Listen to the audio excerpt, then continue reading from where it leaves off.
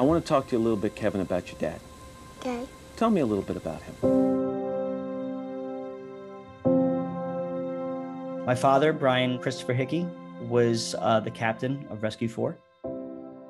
Loved his job, absolutely loved being a firefighter. Running in while people were running out, that was his life. And he was one of the most decorated firefighters in FDNY history. My dad was one of the hardest workers I've ever seen in my life. Very, very loving. He was very charismatic. Loved to play golf, loved to, hang out with his friends, and loved all of his children. Everybody enjoyed his company. I've actually never seen a relationship like my mom and dad's ever. I rarely see nowadays what they had. My dad was just an overall fantastic guy, swell guy.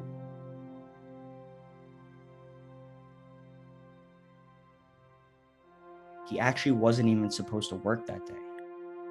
But like I said, he loved to work. So if he had to go in, he would go in. He would even go in when he didn't have to go in because he just wanted to go in. I don't vividly remember a lot of things from when I was a child, but that day specifically, I remember it being a beautiful day. The attacks happened at 9 a.m. in the morning, like very early in the morning. So I went through an entire school day in the 4th grade without knowing what happened. No one was talking about it. I'm pretty sure the teachers had a, deal to keep it on the down low because they didn't want to, scare anybody. But I remember walking home from school and I walk in the house and I hear my mother screaming, a screaming that I've never heard from her before. It was quite scary. I see my sister sitting on the couch in tears and my mom's screaming upstairs, "Where's my husband? Where's my husband?" As a 9-year-old, it's very traumatic to go through an experience like that. On the Today Show, that's when it really hit.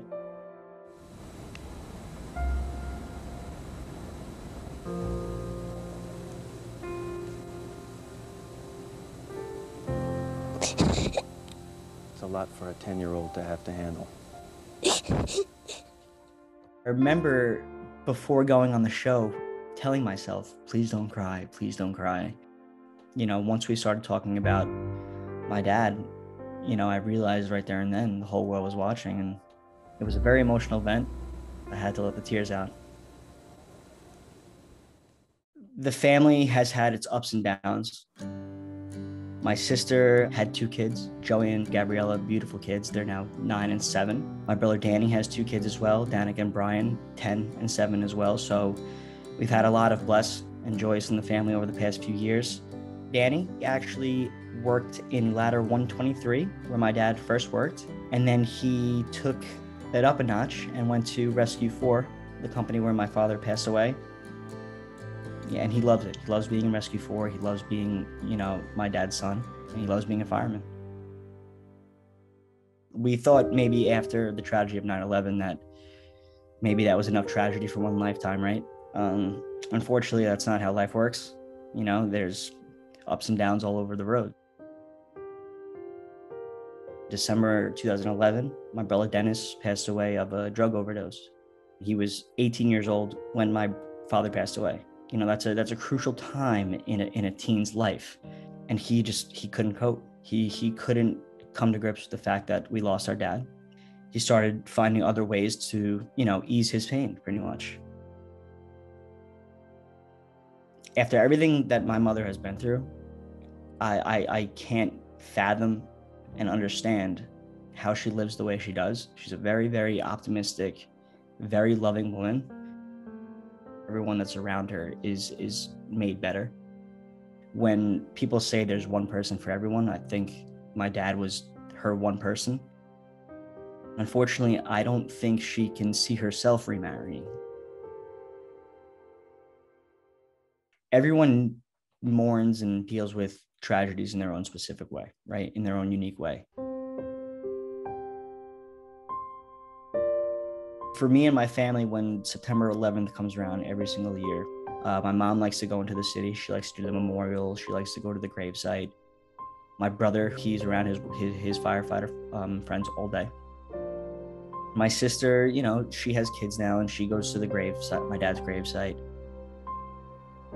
For me, I like to kind of decompress. I take the day off from work and I take a day to step back, reflect on, you know, where I am right now in my life and how grateful I am and how far we've come as a family.